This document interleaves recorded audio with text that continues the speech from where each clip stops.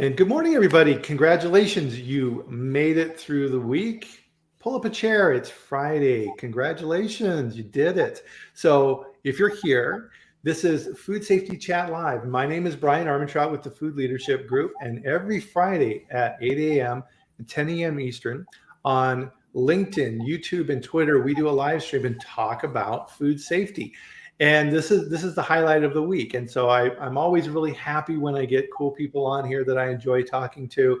And today I am joined by the esteemed Kara Mikkelson. Kara, I know. I knew. I knew that. That's all right. You caught yourself halfway out my mouth. And how you doing today? I always say it's the hardest four-letter word you'll ever learn. Well, it's funny because there's a person I work with, Anna, and there was another person who had a soft ah, and so everybody always, instead of saying Anna, everybody always wants to say Anna, and it's Anna. So it's weird, isn't it, how the human mind works? In that, once you kind of set up those pathways, and it's hard to undo them for sure. Yes, but is what it is. It's no problem. Ryan, good morning. Oh, somebody else in Wisconsin. Nice to see you, Ryan. How's your weather looking for this weekend, Kara? A little chilly, I think. It's been chilly. I thought it was April, but I guess it's April in Wisconsin. So yeah, in Colorado, it's been kind of slow here too. We had some snow earlier this week. It's all gone. It's mid to upper 60s today, on its way to possibly 80 degrees or so early next week. So hopefully that's going to be coming your way. Yeah. I thought it was supposed to be warm this week, and it was pretty chilly. So we had a cheese con in Madison this week. So I saw that on LinkedIn. That looked awesome. It was very fun. It was a great show, lots of great connections, lots of great seminars. So it was a wonderful show. Yeah, I got to get out to shows and things like that more now. I mean, we've all kind of emerged, and we're getting out to shows and everything now, and we can see each other's faces, and so we're back to normal, I think, and that's good. Yeah. So that's great. Hey, Tim's here, and I wasn't sure if Tim was going to make it. He's got a lot of stuff going on. Austin, Maria, nice to see you as well from Minneapolis, and of course, Robert. Always good to have Robert here. So one of the things that I always want to skip over, because I'm always so excited to get into our topic for the day, Kara, is everybody, please join us. Pick up your favorite beverage and join us for a sip. Cheers. I love that mug. I have my cow mug for CheeseCon. And I've got my wife's periodic table mug. Oh my gosh, that is fancy. Isn't that awesome? You can learn a line each day, right? Actually, at one point in time when I had them all memorized, right? It was like hydrogen, helium, lithium, beryllium, whatever. Wow. And that's all gone. I work for a chemical company, and I don't even know that. So. Well, today, I mean, one of the things, and first off, before we get started too much into this as well, Kara, is congratulations to you on your new role. Thank you. Director of Food Safety with ChemStation. Exciting. Very exciting. Good company, very good company. So I'm sure you're having a lot of fun over there. It's been a wild ride. and this is a perfect example, right, of things are constantly changing and evolving in what we do. And food safety is one of those things, man, you got to keep up on food safety. And a friend of mine recently said, if you're coasting, it means you're going downhill. And I was like, ooh, I'm keeping that one. I like that. And that has now been, it's been burned into my brain. And one of the things with what we do in quality assurance and food safety is you got to keep ahead of the curve. And so number one is doing things like this and getting news out there of what's going on, and talking and meeting with your fellow food safety aficionados and understanding what's going on out there. And as we've talked about on this chat many, many times, Kara, is that food safety is not a point of competition. If one company has a recall, in the eyes of the consumer, we're all guilty, and we need to make sure that we're working together. Oh, cool. Harabi, H-R-A-B-I, good morning, or good evening in Tunisia. Wow, Tunisia, that's really cool. That's I'd love amazing. to go there. I would love to go visit there. That's really cool. I think a lot of the Star Wars movies were filmed in Tunisia. If I remember right. Oh, nice. You can go and visit the old sets. I think they're still there. Oh, really? Yeah, which is crazy. My wife has often said I'm a collection of useless information. So No, you know what? Information is never useless, right? There's always a use for it. that's a good point. And so kind of what we wanted to do here today is have some fun on this Friday and kind of go through some of the things that I do to keep up on food safety and make some comments. And part of this is definitely today, we want this to be highly interactive. So if you have different sources out there of different things that you're using for tracking food safety, there's a plethora of different things you can do out there. And part of this, Kara, is figuring out what works best for you. And one of the things that I've done through my career is track and distribute information. I don't keep it to myself. And this really came about early in my career. So I was a young food safety director running quality at a company, and we had an audit. And the auditor was retired from Kraft. And this gentleman pretty much wrote the book for food safety at Kraft. And he showed me his food safety book, and I've still got it. And his picture's in the back, and I'm like, ooh, that's really cool. And during the audit, he asked me a really important question that stuck with me. He said, okay, Brian, your HACCP plan and everything looks great, but I do have a question. How are you keeping your team and your plants up to date on all the different things that are happening in food safety? And I was like, oh, yeah, right. I hadn't thought about it. And it hit me like a lightning bolt. And so ever since, from that point on, I've been keeping a really, really close eye. And what I've found as well, good morning, Claire. What I've found as well is that my goal and my objective on this is to know more about what's going on in food safety than anybody else out there. Now, is that true? Probably not. But that's an objective, right?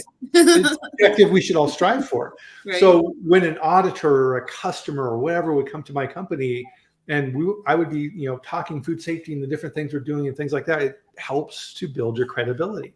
And we're always talking about continuous improvement. We're talking about preventive actions, making sure we're doing things ahead of the failure. And that's the more important. Corrective action is, damage is done. Okay, let's try and dig ourselves out and not do that again. Preventive, much better. And it's kind of the flaw in what we do as well too. And this is something, Kara, I always used to train my quality managers on to kind of help set them up for the understanding around this, which is if we're doing our jobs correctly, everything runs smoothly and nobody notices, right? Exactly. So as we were talking before we went live here, that gets into a whole nother conversation around things that we've talked about here in the chat as well, is making sure that your visibility in the organization and your promotion of what we talk about here is taking place, because that only helps. It improves food safety. It improves your effectiveness in the company, all of these things. This all, right? It all comes together. And don't be a one-trick pony, and make sure you understand these things. So one of the things, and if you're familiar with this channel, one of the things that I promote and help people out with, and this is free, it doesn't cost anything. I put together a locals group, and we'll go through this here today. And we'll go through and do a live action here on what our thoughts are around some particular issues. And as we're going through these, guys, put your comments in here too, and tell us if you're familiar with these issues, if there's other things that you're tracking out there and what you're doing in these areas. Because as we've been seeing here within, the last 2-3 months, man, there's been a lot of activity. Hard to keep up. Frank Giannis leaves FDA, the head of StifSan resigns. Testimony, FDA is getting lots of criticism in the infant formula world. FDA pushes back and says, well, the infant companies need to do more. Bad answer. Bad answer. That's, at the very least, it's not good optics. And so part of what we want to do here today is dive into that and look at the locals piece. So that's my long-winded introduction. Anything, that's anything to add to that, or? No, I think that's great. Like you say, just keep it on. It's hard, right, to keep on top of things. Super simple things you can do, though, are just subscribe to recalls, just like what we were talking about. Subscribe to the FDA, USDA, CFIA. You get the emails, and at least then that keeps you informed. It keeps you up to date what's going on in industry. And I know we'll go into that a little bit more later on. So. Yeah, one of my favorite is Food Safety News that Bill Marler put together. And money out of his own pocket, right? Doing these type of things. And the information I get out of there is amazing. And you'll see that. Invaluable. Yeah, Yeah. it is absolutely, it's a great resource. And Yeah. just, And you'll see that as we kind of go through the list here, a lot of these say food safety news. And so part of this is when I post these within locals as well, Kara, it has the option here. I always do this to push that out to the people who are subscribed. So you don't have to remember necessarily to go to the locals group and go through information. I will send it to you. So there's two different ways to get your information, and repetition is always a good way to look at things. So without further ado, let's dive in. Let's look at some stuff here. So let me get this on the right screen. We were talking about Scott Adams and some of the things he's doing. And so that was on the wrong screen. So there we go. So boom, cool. So this is my locals page. And these are the different things that I subscribe to within locals. And in particular, we're going to go through mine. So within here, there's a link to my book I wrote a few years ago. So if you're interested in my book, it's on Amazon. And so with this, right, so this goes backwards through time, and we're just going to dive into these things. So anything that's in here, Kara, you can then go and click on these different links. And if I've got this set up correctly, we should be able to then go to the next window. Now with this, I'm on the page, Kara, that has this information. I'm not looking at the live stream with comments. So if you can keep track of the comments and fire those off as we're talking. I sure can. So far, everybody's just saying good morning. So we'll do this as kind of an example here, right? So we've got Bill Marler here, of course, and the esteemed Sean Stevens, both prior guests on the show.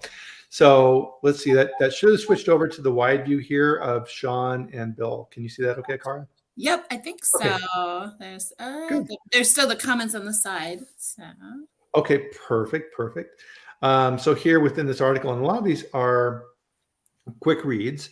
And so, of course, Jack in the Box, we talked about this. And recently we had Dr. Darren Detweiler on with the 30th anniversary of the Jack in the Box incident. And Riley, of course, his young son was lost during that issue. And so Darren's done a great job, being an advocate for food safety and making sure that the legacy for his son remains. So these type of things really resonate, because part of this, and I loved in this article too, as I went through here, they're talking about the 3 C's: compassion, commitment, and communication, which is what we're talking about here as well.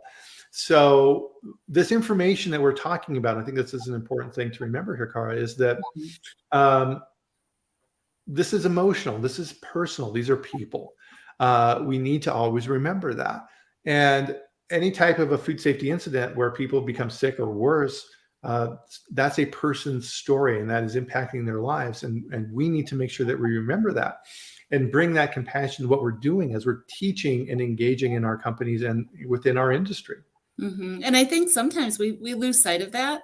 We don't realize the impact that these illnesses have. I know, and I think I've told you this story in the past, but my son was born, and he's 23 now, but he was born 3 months premature and was in the NICU, and they never really confirmed it because it was 23 years ago. So it was a little different time. But there was actually a Coronabacter outbreak. And one little girl lost a portion of her intestines. Ooh. And that always stuck with me. It was like, ooh, okay, this is because until you experience it, you don't really think about the impact, I guess, a lot of times. Exactly. And yeah, one of the things that I would always tell my training groups and things like this is I would be in a production facility and say, okay, you guys are making these things, great. If you can't take a product off of your line and take it home and feed it to your grandchildren without giving a second thought, I need to know about that, because it needs to be absolutely safe all the time. And sometimes we think about these things too abstractly. We need to be able to tie those back, which is, I think, really important. And Bill and Sean both do a great job of communicating that message. Absolutely. So warning letters. So if you're in locals, one of the things I do every single week is I will scan through the warning letters and look for things that interest me. And I've done whole shows on this as well, relative to what it is that FDA is saying out here. And within this, there was two things here. And what I wanted to point out in here is there's a common theme between these two warning letters that were issued to these companies. And this is what's kind of nice about the food safety newsletter is they're summarizing this information here from the warning letter. So it kind of helps you digest it a little bit easier. Mm-hmm. So, and part of this too, right, is look at the delay. Right? This is back from October. And the warning letter didn't go out until February. It's a lot of time. There's a lot of days between October and February. Yeah. And so what happened in between? But they were able to then link this fresh raw salmon back to this outbreak of this strain of salmonella. And part of what we see FDA doing more and more of is linking this back. And this is something, Kara, that companies are thinking more and more about. And we saw this in a warning letter that went to Jeff recently, where FDA strongly advised that J.M. Smucker should start doing whole genome sequencing on the different strains that they're finding that are resident and tracking that information. So part of this is you need to think about that as a company. Is that something you should be doing? Huge change in how companies are approaching this. Now, again, and with these products here, right? So there was the investigation piece of it, how they found this in interviewing people. And a lot of these things take time. And they were able to track this back. FDA went to the facility, found, look at this, 18 swabs positive for 1, 2, 3 different strains, different species of salmonella. So there's a lot of stuff going on in this plant. Look at all these isolates. Oh my goodness. Oh, I don't think we can see it if you're looking at the thing here. Okay. Let me see here. I think probably share this tab instead. Aha. Bingo. Hey, okay. Technical difficulty. Sorry. So yeah, I'm scanning through this and pulling up this information, and I'm going through here and looking for these highlights of what are these things that these people are finding, and what did the investigation say? And as I was just talking about here, look at all these different. This facility's got a big problem. So again, this is a fresh fish facility, wet environment that's going to affect your strategy. So one of the main decisions, and this is one of the things that you look at, Kara, as well, and what you're looking at from a sanitation side is the number one question always is this a wet environment or a dry environment? Because that's going to impact how you clean substantially. Absolutely. Yep, exactly. Yep. And again, here, check this out. So the FDA advised the importance of whole genome sequencing via conference calls. So FDA is starting to hit this hard. You need to know that. You need to be able to think like FDA as much as you can and figuring these things out. Yeah. And understand and then have a plan, right? Understand what's your strategy. Right. Don't just start doing stuff, right? You don't want to just have no guidance at all in your decision making. So, exactly. And if you aren't educated, get the education. Right. Yeah. And so part of this always, and we see this, in webinars that we give and things like this, when we get questions back from the people who are participating, is I need specific advice on how to do things in my plant. And I would love to answer, but I can't, right? Because every plant is unique and you need to approach it that way. You need to be able to go in there and look at it and evaluate the equipment and the floor and the plants and the flow and all of these type of things to figure out the right way to attack these things. Yep, exactly. Yeah, Tim had made a comment, risk assessment should guide your plan. And I was just in a session about this. And yeah, exactly. Because nothing, it's not going to be the same from facility to facility or even room to room in a facility. So you have to understand and do that risk assessment and use that as your guidance. Exactly. And so here's the next warning letter. So generally on these notices that I post, FDA will have 2 examples. And so I'll scan through these exactly what we're doing here right now. And what's key here in this paragraph is ready to eat. So, and you can see my highlight on this, Kara? Yep. Mm-hmm. Okay, good. So ready to eat. So what FDA is saying here in this is, as we know within FSMA, ready to eat means you are required to have an environmental monitoring program. And I've seen 483s and warning letters like this where companies didn't know that and they weren't even doing environmental monitoring. So are you ready to eat? And here we have El Mono and insects, right? So that's not good. No, So not, FDA, not usually. no, and so they went Sounds through fun. here. 19 swabs. FDA found 19 swabs in this facility that were positive for El Mono. Yee. Wow, that's That's a lot. not a good And record. of the positive findings, one swab was collected from a food contact surface of a prep table located at this location. Excuse me. And again, we've talked about this on the chat before as well, is are you sampling food contact surfaces? Because guess what? FDA is. So if you ignore the surface and you're not finding out what's going on there, you need to take a look at that. So look at the other things they're sampling. Milk crates that were holding raw tomatoes and onions. What do you think the chances are, Kara, that these black milk crates that are toting these raw tomatoes and onions around are being cleaned? Yeah, I would say I'm not even going to give it 50-50. Yeah. So, And I'm not really a betting woman, but yeah, these are the type of things, these secondary pieces of equipment or things that are used to transport ingredients or materials or things around, they get overlooked. And it's like, oh, okay, well, we've got this pallet jack that runs all over the plant. Oh, we've got these hand tools. So we've got, spoons and a lot of shovels. times it's not an intentional act, right? It's not intentional. It's just like you say, overlooked, or even traffic patterns of people. People going through the facility, just understanding the traffic patterns too. Where where are people going? Are people going from that raw area to the ready to eat, or the loading dock to the line kind of thing? So just understanding that, again, we head back to that risk assessment, right? Exactly. And the bad news continues for this company. This was not the first time that they found El Mono. FDA has found this in 2020, 2018, 2017. And look at this piece here too. This is very interesting. FDA, because this facility is dealing with both FDA and USDA regulated materials, USDA was in there and did sampling. And look at this. USDA let FDA know, hey, heads up, guys, we found positives in this environment. Wow. It just continues on, right? Strange. And my goodness, look at all of this. Scary, right? That's and now yeah. And now we're just getting to the GMPs and their failures in GMPs. So in the pest area, they didn't control their packaging. Oh, there's a cockroach. Yuck. Right. So now, So somebody brought up a point about nest crates and food grade bins. Everybody focuses on the inside, right? Oh, the inside. What about the outside?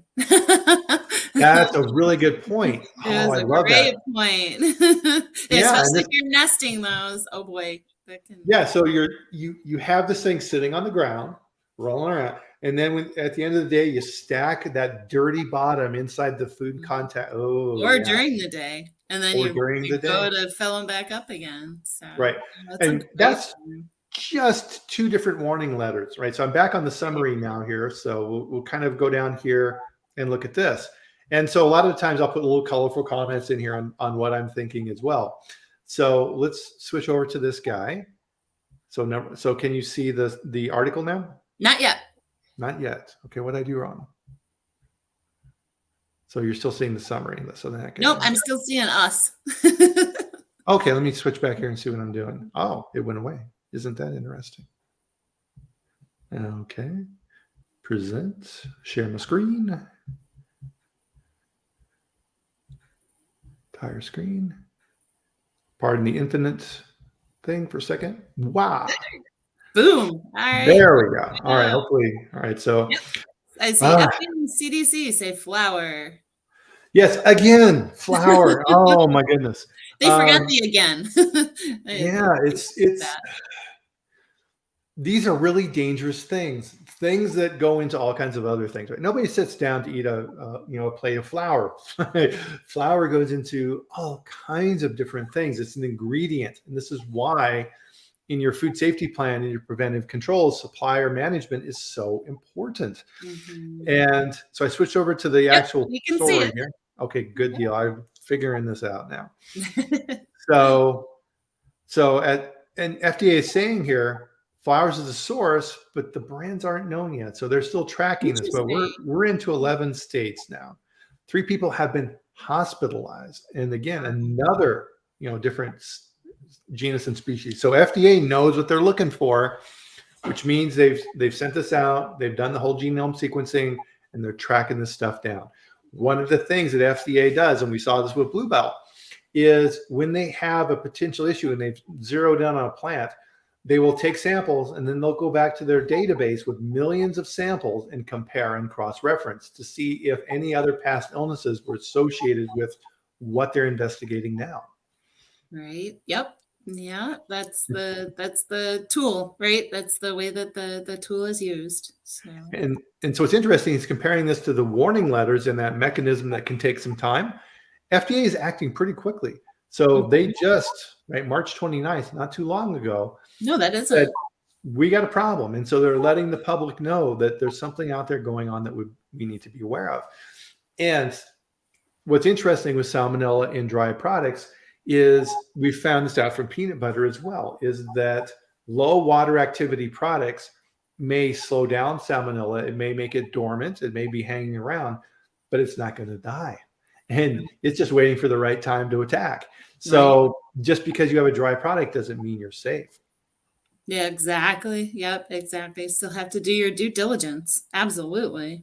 And now this is interesting as well, Cars. Look at this. So the 12 people that have been sick, this is nationally distributed. This outbreak is everywhere, all across the country. Wow. And technically, the definition of an outbreak is only 2 people.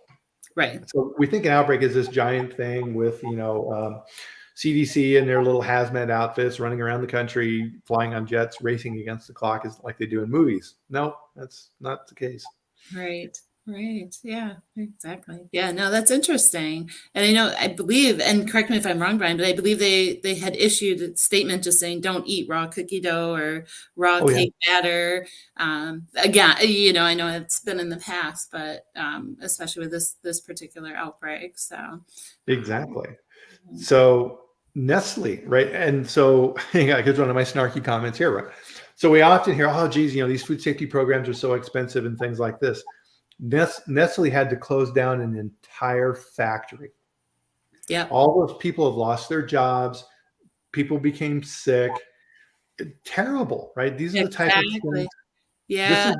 And I know I always do in HACCP training, I always say, what's the cost of a recall? And yes, it can be minimal sometimes, but a lot like this example, obviously it's devastating, and I'm sure it's devastating to that community. It's devastating to the people that got ill. So it's far reaching, much further reaching than people anticipate. And again, and I always say this too, it's like, okay, so they closed the facility, but it's also brand damage. And that can't necessarily be quantified a lot of times. But I know that in previous recalls, companies have said, it takes a year, 2 years, 3 years to get our brand reputation back to where it was prior to the recall. And if you follow food safety like I do, that raw cookie dough thing that you referenced was a Nestle facility.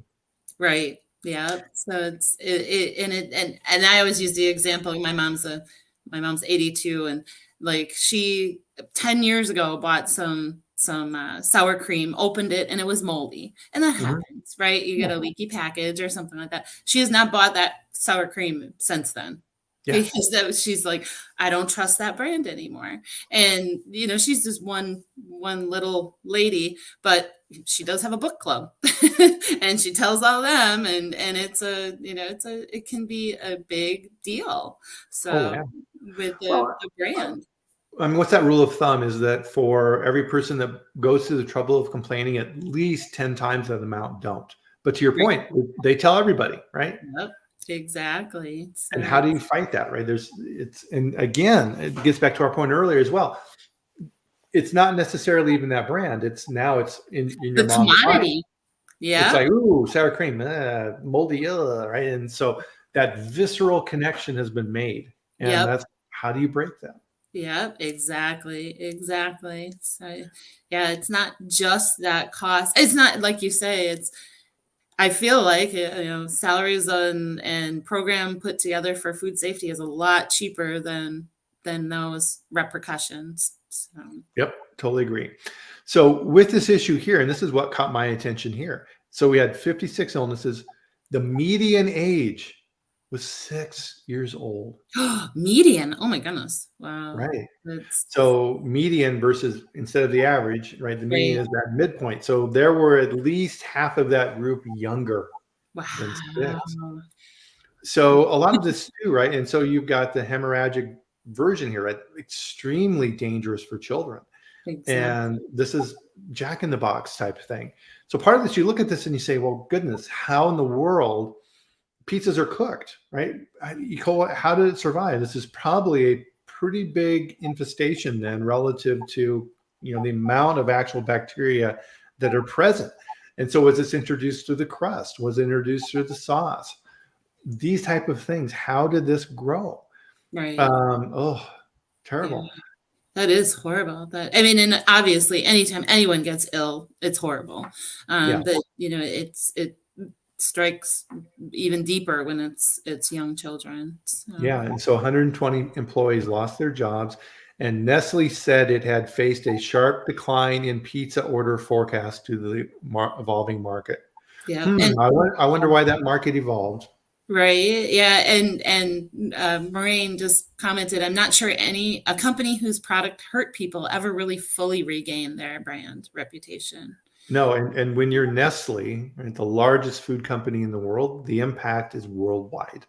Yeah. And Tim commented about social media impact, and that, yes, there's again, when I was growing up, it was, kind of like my mom's book club, right? It was word of mouth, but now you have that impact of the social media, that it can drive those comments and decision making of the buyers pretty easily. So that's an interesting comment. And so to your point, then we have advocacy groups out there, CSPI, Consumer Reports, different groups that are out there tracking and looking at food safety as well. And they're out there reporting on these issues. So Consumer Reports, right? Yep. 10 riskiest foods. I had commented here enoki mushrooms because my goodness, have there been a lot of recalls. I feel like every time you send out an update, it's the enoki mushrooms. Yeah, I don't, and that's part of what happens in the mind of the consumer, because we're all consumers. And will I ever buy enoki mushrooms? No. I don't care if you had a good audit. I don't care if your company's okay. I don't care if you're GFSI certified. I'm never going to eat enoki mushrooms, because now in my mind, there's something wrong in that process that is allowing Listeria to proliferate. Right. Yep. Exactly. Yeah. Yep. Yeah. So what caught my eye here relative to this list, right? So here's Consumer Reports. And I think Bill Marler's done this too, right? He has his list of foods that he won't eat. And so deli cheese and meats. And this is something too that's very interesting relative to this, is that how is your local grocery store doing at making sure that their deli is clean? And when they're slicing up your meat, how are they cleaning those slicers between the different customers? Are they? Right? Maybe not, right? They don't have time to do that. And there have been a lot of work out there relative to delis in retail locations and links to food illnesses there. Right. So it may not even be your product. It may be the handling of your product after it's at a retail location. Right. And look at this list, Kara. It's like leafy greens, ground beef, onion, right? Papaya. This list is looking kind of familiar, right? Oh, there's flour. Sure does. These things cross-pollinate. And what are the things that FDA is looking at with their new enhanced traceability rules? High-risk items. So you need to understand what these are. Right. Exactly. For sure. And just have that education piece, right? And making sure that your education. But and I don't know if you can read the comments. There's lots of comments coming in here. Oh, good. Yeah, let's go through some comments. I'm going to switch back to comments. Wow. No, I'm not. Okay. I was trying to keep up. Fire those comments at me. What do we got? Marina just said, I'm not sure. We said that one. There was somebody who said, I thought it was Marina again. So, although a large parent company like Nestle have the benefit of other products that fall under other brands, so people don't make that connection, right? Smaller companies don't have that same benefit that they have that kind of dilution factor, I guess you could say. Sebastian said, Noki and Listeria, a love story. Could be a good book. Maybe that's your next book, Brian. That could be your next book. I feel There like we go. You're the Noki mushroom dude. There we go. Oh, this is something that I tracked a long time. Bluebell, right? The Bluebell ice cream recall. Finally, closure relative to this. So the CEO, Paul Cruz, has been in court personally, right? And again, this ties back to other topics that we've done here on the chat. The park doctrine. If a company CEO has an issue and this company doesn't resolve it, guess what? They are personally liable. Yeah. And that's what these court cases have been about. And Yeah. he is paying $100,000 fine. Now, how much did all of these lawyers cost him? Oh, and my he's goodness. been retired for a while now. He's not going to jail, but he's paying a lot of money. Wasn't enough. I don't know. Yeah. But part of this now, is it enough of a deterrent, right? Yeah. So part of this is, are you educating your senior leadership in your company? Are you telling them about cases like this and sitting down with your CEO and telling her, hey, listen, if this happens, you can't say, oh, I gave that to operations and they didn't fix it. That's not my problem. It is. It is your problem. Right. And you are personally liable for that. So if FDA decides to prosecute to the DOJ and do like they did with Mr. Cruz here, you got to be prepared for that. And so you need to make sure that you're managing up and you're teaching in your company that these things matter. Because a lot of times too, Kara, is where do the CEOs and companies come from? Right. They come from marketing, they come from sales, they may Yes. come from finance. How often does the head of quality become the CEO of a company? Pretty rare where that happens. I mean, stretch goals, right? But but yeah, absolutely. And so education, once again, is just really important. And Austin said, something is fishy about that case being wrapped up. It felt like it drug on for quite some time. And oh yeah, this has been going on for years, right? Yeah. So look at it, 2015, right? 8 years. Yes, that's a long time. Right. So Yeah. keeping this information out there, and so educating, right? That's what we're doing here today as well. Right. So again, Stuart Parnell, everybody knows that name, right? Peanut Corporation of America. This was the CEO who put contaminated peanut butter, industrial peanut butter, in a lot of applications, again, which went into other products and caused this giant recall. People died. People went to jail over this. He went to jail. His brother went to jail. The head of quality went to jail over this gigantic case here. And he's been trying to get out of his sentence and petitioning for early release and all these type of things. Like I said, no. Right. What he did was awful, and he needs to pay the price. Horrible, right? Yep. There's definitely, very little sympathy there. Yeah, and you don't have to have small children to know the impact of the infant formula crisis and what's been going on in this market. And you need to dig into this, because behind the scenes, right, is and this is what's very important. And I think a lot of times within what we do, we don't pay enough attention to the political side of these things. Right. And figuring out, because this has a massive implication on us as food safety professionals. Why did FSMA even happen? Well, it's because there were some very severe issues that kind of all happened at the same time, the melamine and other issues that happened in the marketplace. People got really, really angry. Trust in the food supply went way down. Congress felt a ton of pressure. And very, very quickly, the Food Safety Modernization Act was drafted and passed, and President Obama signed it like that. Right? It happened from a regulatory process standpoint. This all went very, very quickly. And that's a step change. And these step changes happen quickly, right? We think of things going like this, and that's not true. Things go up in chunks. And this was a big chunk. So part of what you need to understand when looking at this, it'll make infant formula. No, it doesn't matter. That They're is looking, so wrong. You should yeah, not think that way. And I know I told you when all of this kind of came about and was just first hitting the news, I was telling people this is going to be big. yeah, This is going to be a game changer for our industries, our food, the food industry, but also FDA. I just had a feeling it was going to be a big shakeup. And you don't have to be producing infant formula or ingredients for infant formula to feel the effects. exactly. Because one of the things I would always teach my quality managers is FDA is a government agency, which means it's political.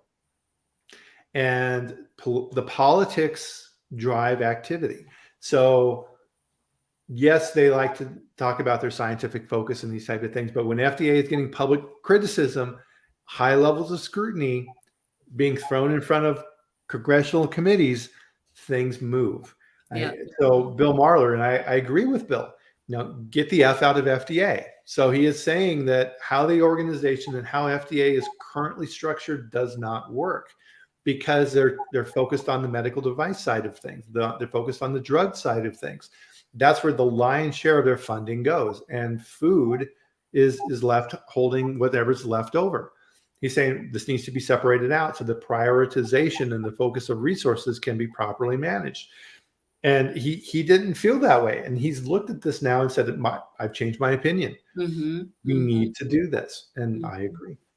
Yeah. And it's very interesting to hear his take and his assessment on it. So it's very, and again, here's another political thing, right? So CFSAN, the Center for Food Safety and Applied Nutrition, the director, the head of that retired.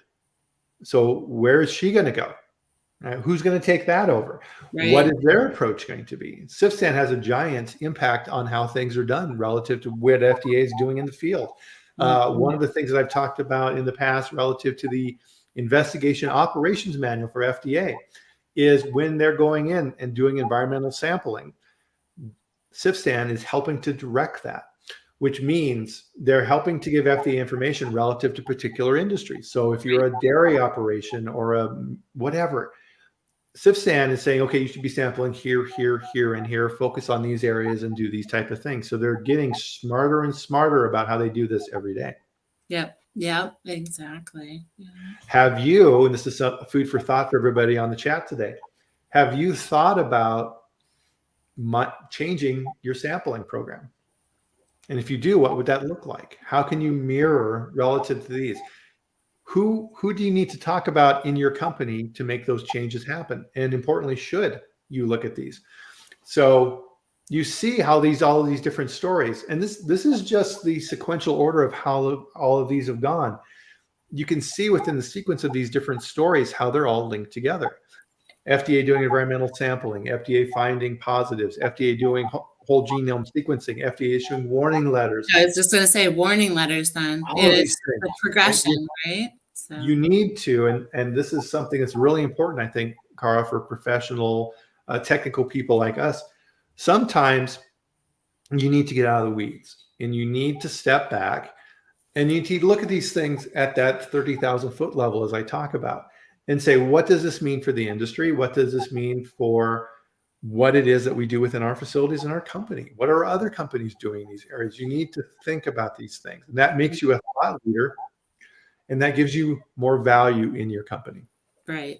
And I think, and again, I believe we'll get to, sometimes we become very siloed and we think about our commodities only, our programs only, but there's a lot of opportunity to learn, and maybe just looking at a different program or a different commodity, understanding. And that's why I subscribe to all the recall information, just like we had been talking about, because just because it's a recall in lettuce doesn't mean that I can't learn from it, that I can't understand it, and I can't have a better understanding of the my programs and have that affect my programs. Oh, 100%. And that is such a great observation.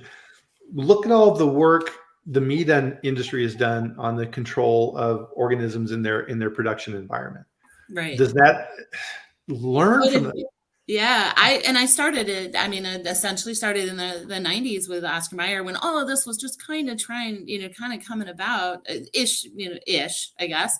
It had been there, but it was really gaining momentum with the mega reg, and the learnings that I got there, I can apply all over, and it doesn't have to be commodity specific. And Claire said, food safety shouldn't be a trade secret. I am the biggest.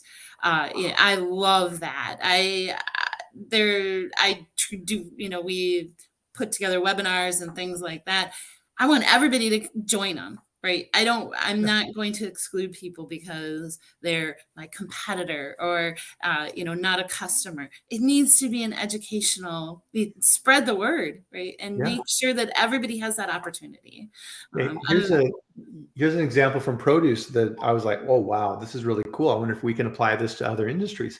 I was talking to an executive in the produce industry. And so, of course, spinach and romaine lettuce and these type of things have really taken a lot of hits. And one of the things he was telling me about is a new program they had put in place for harvesting in their fields. They would do GPS tracking of the workers and where they were picking product.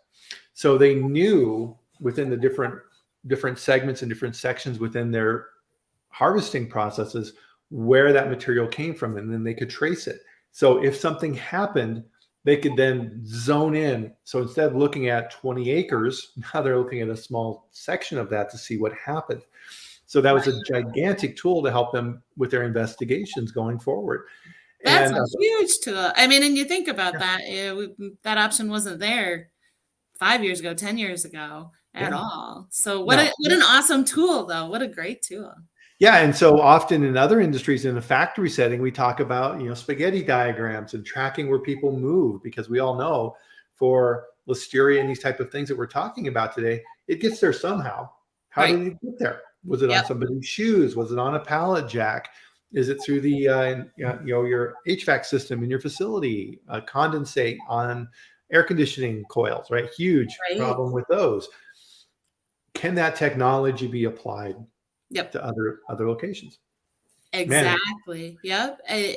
How do we figure it out? And Maureen, actually, we were talking about these tools and things, and she had a comment that she attended a salmonella symposium, and of course, sampling was a big topic. I find it strange that companies may suffer negative impacts from finding positive swabs. How do you balance the need for monitor and the risk of having that data documented in relation to future recalls and outbreaks? And we were talking about this prior to launching the webinar.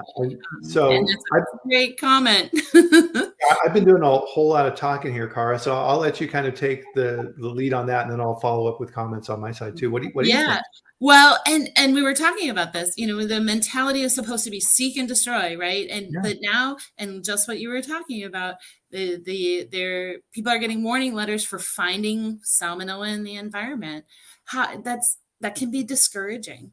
It could potentially be discouraging. But in my opinion, I don't think you shouldn't hold back, right? Because you want to find that.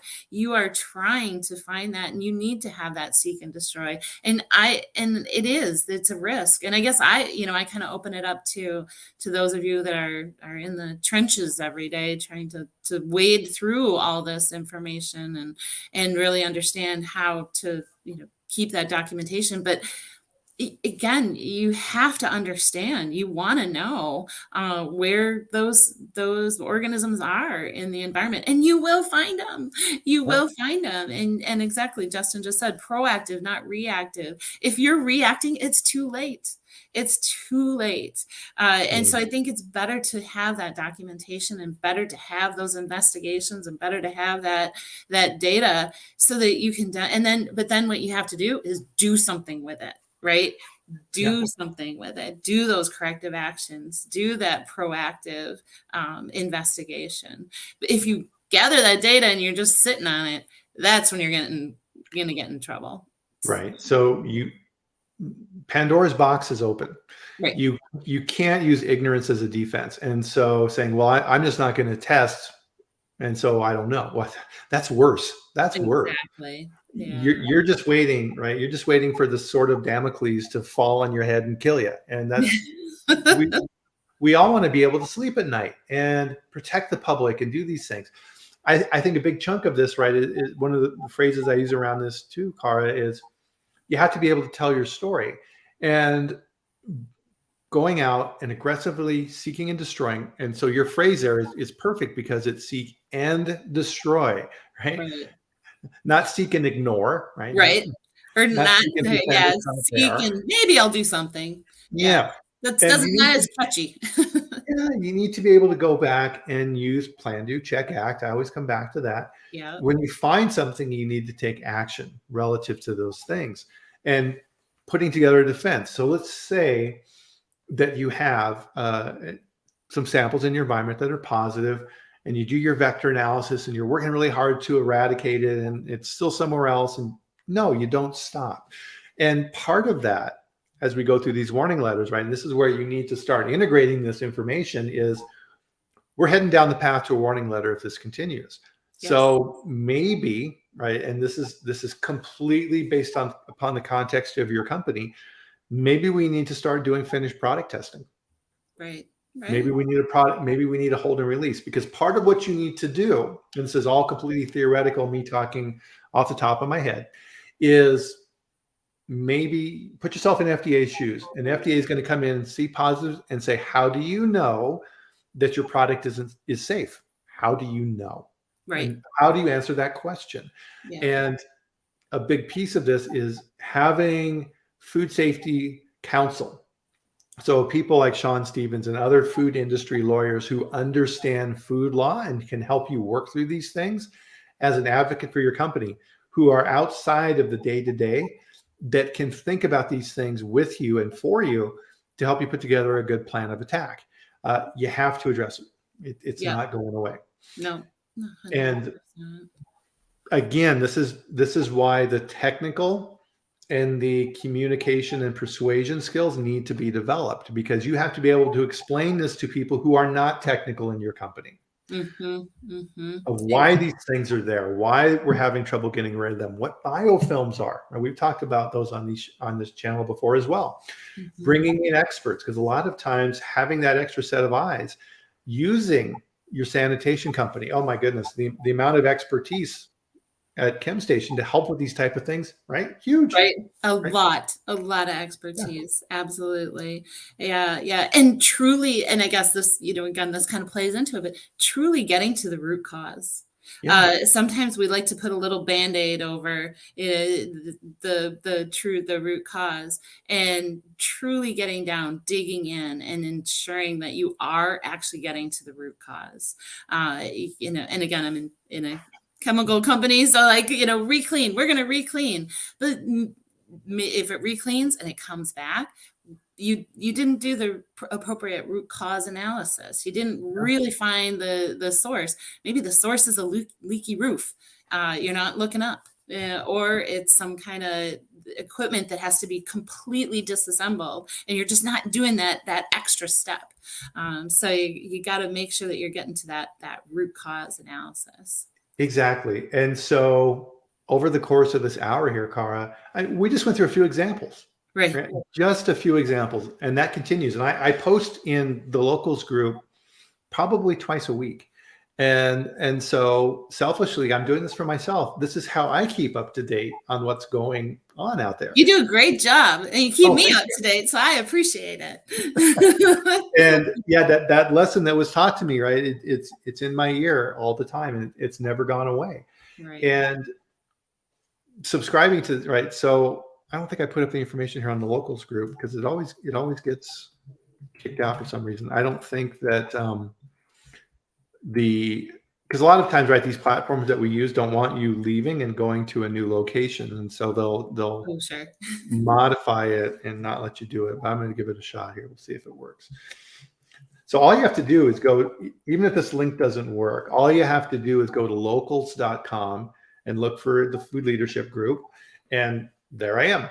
And there's all kinds of other different providers on locals as well. So kind of as you saw on the side on my feed, there's political commentators and Scott Adams. We were talking about Scott Adams before. And if you're not familiar with Scott Adams, well, you probably know him from the Dilbert cartoons, but he's amazing from the standpoint of what he shares around analyzing politics and persuasion techniques and communication skills.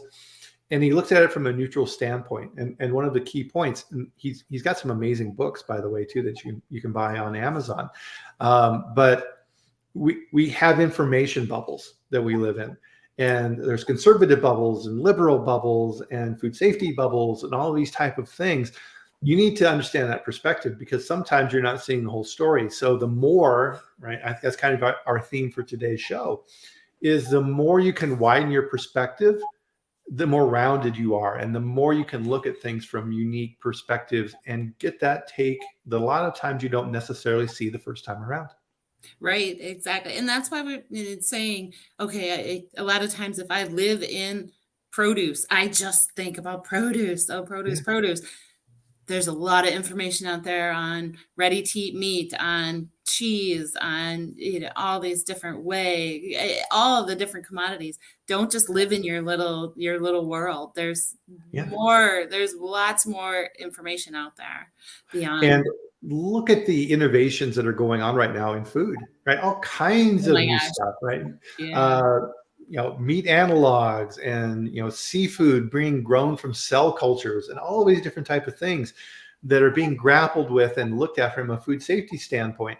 So as you put these new things together, what are the new risks associated with these? How do you identify those? There have been things out there that weren't really looked at too closely in the past. Bacillus cereus. It's like, okay, somebody ate some potato salad that was a little too old at the church social, and they got sick. Okay, how does that now impact the new industries? And so there's been a lot of work out there relative to this. You need to know about those things if your company is dabbling in these spaces. Absolutely. Yeah, it's an interesting. That's what I always preach, is just that you don't just live in your little world, just like the infant formula. It's like, I had so many people who are like, we don't have to worry about that. We don't make it. You have to worry about it. Look at, it just leads to all of the activity that now is going on in the FDA that will affect you. So and so part of this too, right, is your sampling programs, because chemistry and micro are very different. Microbiology is random, right? So you have a biofilm that all of a sudden sloughs off in the middle of your production, and you've got a chunk going through your process. And if you don't have a robust sampling program, you may miss it. Exactly. And it's there. A lot of times organisms don't like to grow. So right. Understanding your methodologies and things like that too is always important. Working with your contract laboratories that you hire, using those resources. Exactly. I'm always a big one with resources. I love to give, find new resources and then share. I think that's important. Just like Claire said, it's not a trade secret. It's not a trade secret. 100%. So we're out of time. My goodness. I know. Oh my gosh, that went like, whew. And that was just a little taste of what's out there, right? So widen your perspectives. Use experts like Kara. Use experts like me out there to help. And so we had Dr. Marshall from Eurofins on recently, and poor guy, he was up. So the prior night for that chat last week, he was up till 2:30 in the morning helping a plant try and work on an issue, and then he jumped on the chat in the morning. Yeah. Dedication, right? I was just going to say that's a dedicated food safety professional. Yeah, and he's the best. I mean, Doug is an awesome guy. But any closing comments, Kara? I'll give you the last word because I've been. No worries. No, I just appreciate this, Brian. I think this is just kind of fun, right? I mean, I think everybody that was on here was enjoying our conversation. I love talking about this kind of. Yes, I mean, absolutely. Yeah. Thank you, everybody, for joining us. We do this for you, and it's fun, and we get this interaction. And if you're new to the chat, and if you're new to joining us on Fridays, we're building a community here. I see a lot of the same names every week, and I appreciate that dedication to food safety of willing to invest the time to come here And if you pick up just one new thing and it's like, oh, I hadn't thought about that, it's a win. It's a win. Exactly. You're growing, you're improving, because if you're coasting, you're going downhill. You're going downhill. I love that. So thank you again, Kara. I mean, your expertise in this field is greatly appreciated, and I always Thank you, love Brian. having you on. I appreciate being asked. So thank you. Yep. And so next week, of course, we're back here next week. I'll have my periodic table mug.